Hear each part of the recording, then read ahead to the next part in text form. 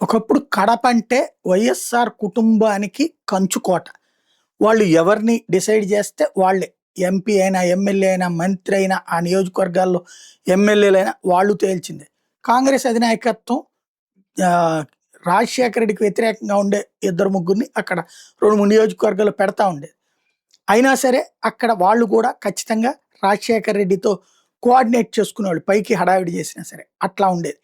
ఇప్పుడు సీన్ మారుతుందా? మొన్న ఈ మధ్యన జెడ్పీటీసీ, ఎంపీటీసీ ఎన్నికల్లో బయటకొచ్చి ఓటేయడానికి కూడా భయపడిపోయినటువంటి పరిస్థితుల్లో జనం ఉండటం. అది జగన్‌ని అభిమానించే జనమే ఉండటం. బయట వాళ్ళొచ్చి ఓట్లేస్తే కూడా లోకల్ వాళ్ళు ప్రతిఘటించలేకపోవడం ఒక ఎత్తు. ఈవెన్ కడపలో తెలుగుదేశం పార్టీ గెలవడం ఒక ఎత్తు అసెంబ్లీ స్థానాన్ని.